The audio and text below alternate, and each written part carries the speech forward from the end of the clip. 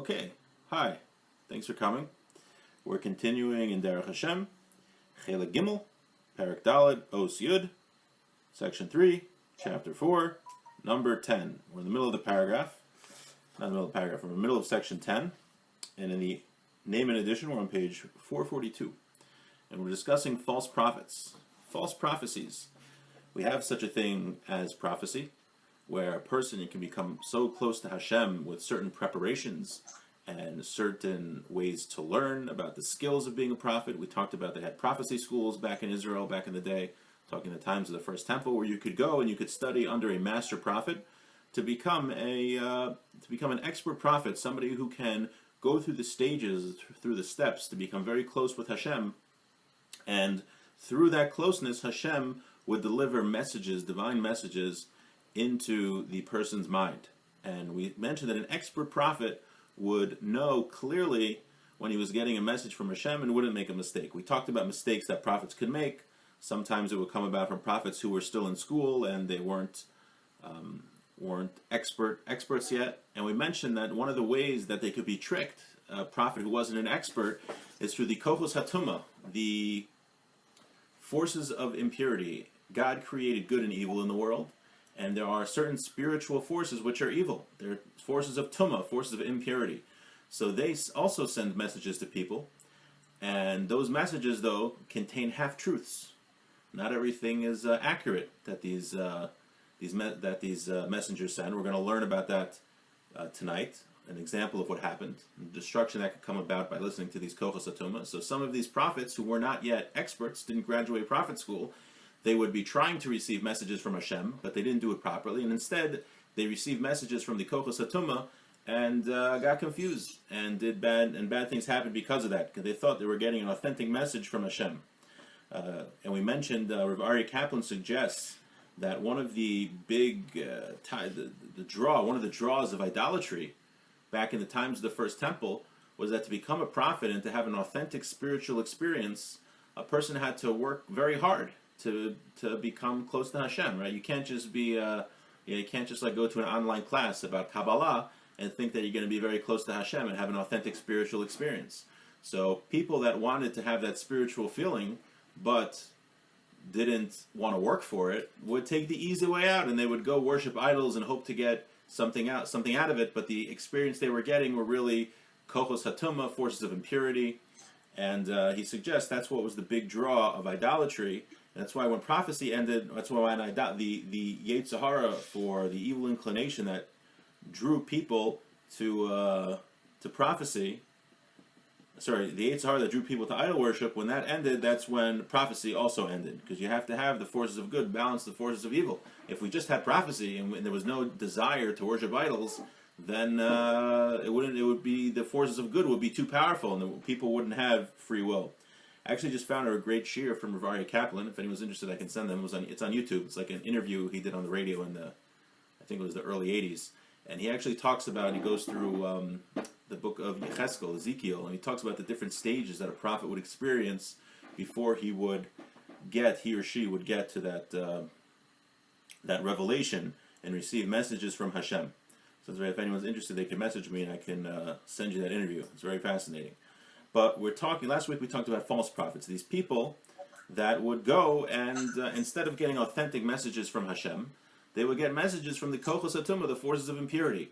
And I believe last week we mentioned there were two ways that could happen. Either they could be Rishayim, evil people that were purposely doing it, purposely connecting with the forces of impurity in order to get whatever information they could get. And then there were other people who didn't mean to do it. They were trying to connect to Hashem, but they didn't know what they were doing and they messed up. And they got messages from these forces of impurity. That's why a person has to be very careful when you get involved with certain lofty spiritual matters. A small error, if you don't know exactly what you're doing, it could lead to great destruction. And now we're going to learn some examples in Jewish history, the destruction that has occurred because of false prophets. Oh, and we also mentioned last week that false prophecy, it's not just the guy who gets up in Times Square and says, the end is near, listen to me, or you'll all perish, right? That guy's just crazy, he's just making things up. A false prophet, they can actually perform miracles. They could do things. They could use the forces of impurity to predict certain things that would happen. and they could perform certain supernatural occurrences, and they would impress people, right? But the Torah says if he turns out to be a false prophet, you kill him, right? If he's doing all those things and he says, oh, and by the way, you don't have to keep the Torah anymore, then you kill him, even though he was doing miracles and all those things, because it was from the forces of impurity. And that's also why we mentioned a few weeks ago that you can't necessarily take dreams too seriously, because just because you get, first of all, just because you get a message in your head and a dream, that could just be your imagination. And number two, even if it's an authentic spiritual message, it could be coming from the forces of impurity and all the information is not accurate. So let's continue, page 442. Examples of these prophets were the prophets of the Baal, in the times of Eliyahu, and the Asherah cult. They would make an effort until they cleave to these impure forces, and they would understand certain concepts, certain things, and they would trick people to follow them with these things. They would do wonders. They would perform some miracles. Said, "Look at me. I can. I'm sure a lot of us would be pretty impressed if we saw someone perform a miracle. But the Torah says you shouldn't be impressed with that. Right? They could perform miracles, so they tricked a lot of people to follow them. So sometimes you have, you see that there are certain, let's call them charismatic religious leaders that fool a lot of people, and the charlatans, and they steal people's money in cults and things like that. Imagine if they also perform miracles. Imagine how people would be seduced by them. Like we mentioned, and they knew they weren't real prophets. They know God wasn't really talking to them. They were making an effort to speak with the kochos hatumah, the forces of impurity. What they chose. They knew they weren't real prophets. They were just evil people. They were taking advantage of people. So they connected with the forces of impurity, did some miracles, impressed some people, maybe made some money in the process. And that is what they were. They were just evil. Now, even someone who wasn't trying to do this, it could happen to them that they connect with the forces of Tumah, like we mentioned before. And that's why we said a person could be not trying, he could be really trying to connect to Hashem, but since he made mistakes and he wasn't properly trained, he could accidentally connect to the kochos hatumah, the forces of impurity, and that's why he needed to go to prophet school and have an expert teacher. The teacher would train him or her to avoid those pitfalls which could lead someone to connecting to the kochos hatumah. Val yado hayim nitzolim, he would save them, their teacher. And they would need this until they got to the true level of prophecy. Once they get to that true level, they could see. Once they graduated prophet school and became experts, they would know clearly the difference between an authentic message from Hashem, an authentic spiritual experience, and something that was from the kochos hatumah, something which was inauthentic and really from the forces of evil. And that's something that we mentioned before last week. Just in our lives, of just because something feels spiritually good is not a proof that it's the right thing. If it's something which goes against the Torah, then it is wrong, no matter how it feels. I just want to pause here. I forgot to say something at the beginning. This shiur is sponsored by the Miaskovsky family in the merit of an Eloi Neshama, an Eloi Nishmas, and a Toli Rabbe, Tzudik Ben Leib. Sorry, I didn't say that at the beginning. Okay. Yud Aleph. Any questions so far? No? Okay. Let's continue. You can interrupt me anytime with questions, or if you're shy, you can message me on the board. This is what happened to the prophets of Achav. Baruch shepitam, with the spirit that seduced them. What happened? So, Achav, not such a great guy, he desired the vineyard of his neighbor, and he was very upset when he didn't want to sell it to him. His wife Izebel set the guy up, had him killed, and gave the vineyard to Achav, to her husband. And because of that, it was decreed that he would die. This is in Malachim Aleph Chav Beis, Chav Aleph, if you want to learn the story there. So there was a gezerah on him, there was a decree that he should perish in Ramos Gilad. And it was fitting that it should be a strong seduction of him. He was going to be seduced. Hashem wanted him to die in this place, so he was going to be seduced to go there. Let's see how. He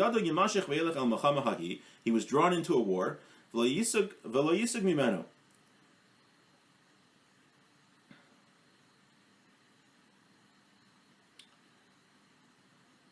second. And he wouldn't retreat from it. Even if there was something that it would be proper for him to retreat or not go into war, he would keep fighting. And that's exactly what happened. Yehoshaphat said to him, go find what the word is Hashem. Achav was the king of Israel. That's when the Jewish kingdom was split. So you had Achav, who was the king of Israel, and Yehoshaphat, who was the king of Yehuda. Achav wanted Yehoshaphat to join him to go to Ramoth Gilead to conquer it back from Aram. So it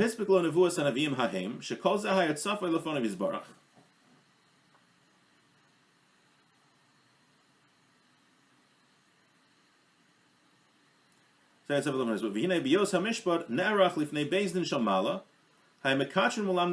and you had in heaven that there were some people who were some angels that were for the trying to find favorably for Achav, and some that were trying to find him culpable.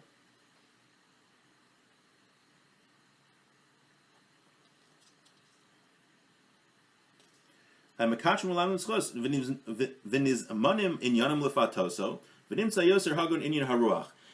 they came out that Achav was going to be culpable, and there was going to be something that would seduce him to go to war. And that would be through the spirit of Navos, the spirit of the person who was killed so that Achav could get his field. So let's see what happened. V'hu.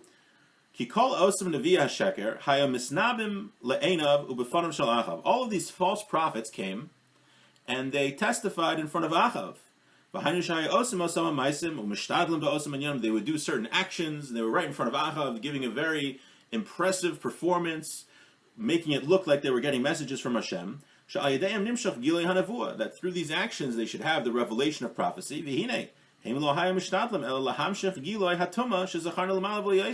Now, what they were actually doing, they were pretending in front of Achav, they were trying to get these messages from Hashem, but what they were actually doing was drawing down the kochos hatumah, the forces of impurity. They were tricking the king. They were tricking him, these many prophets, tricking Achav to say we're getting messages from Hashem, but really they were doing these actions to connect with the kochos hatumah, purposely trying to connect with the forces of impurity. They did it in front of him, all these things.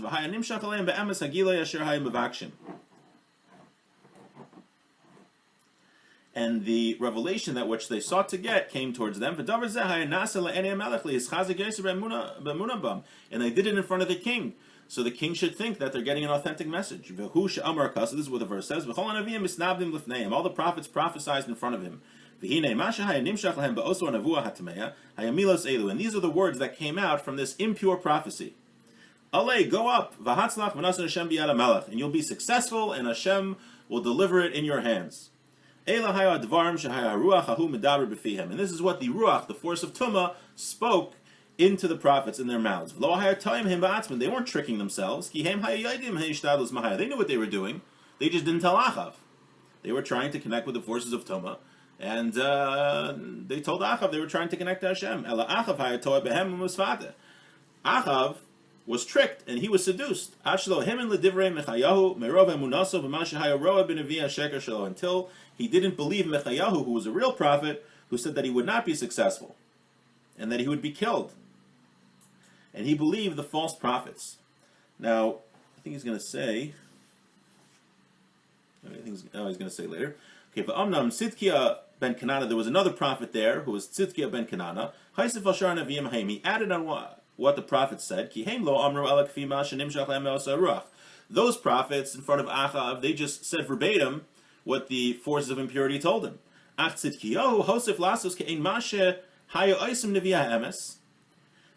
Tzidkiyahu added to do sort of what the true prophets do. So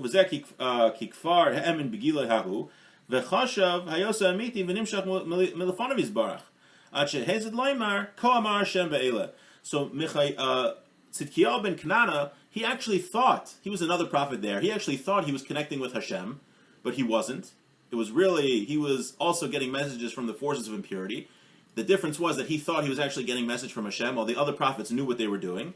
And he did something very bad, because he added on to the prophecy. He said, "So saith Hashem," right?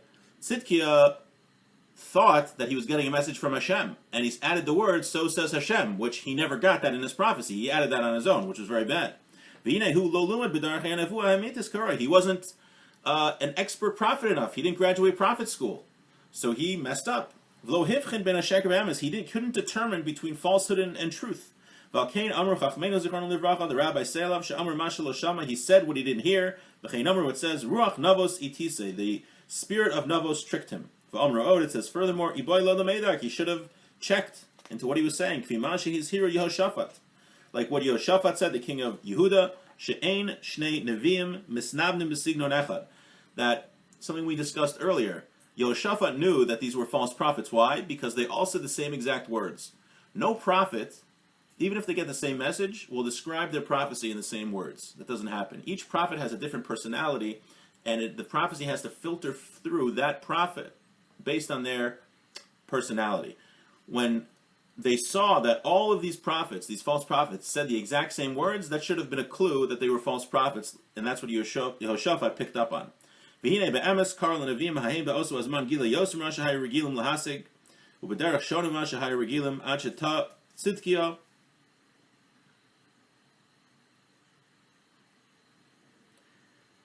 So he says at that time those prophets got a greater revelation than what they usually got, and it looked like it was true. Even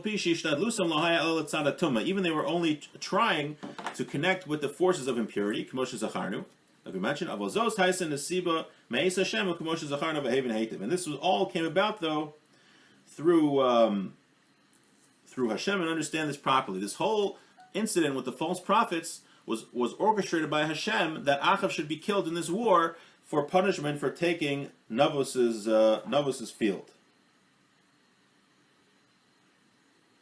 Okay. We mentioned that.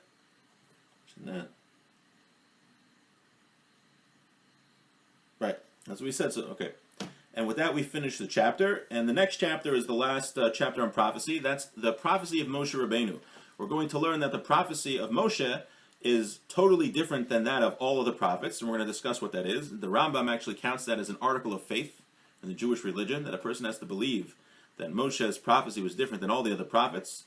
And after that, we're actually starting section 4 of Derech Hashem, which is very enjoyable. He goes through all the mitzvos, all the common mitzvos, let's say, and all and the concept of davening, the concept of learning Torah, and it goes through the holidays, explaining their meaning, the deeper meaning behind them. It's very, very powerful to know the reasons behind what we do on a most daily basis, including Shema, things like that.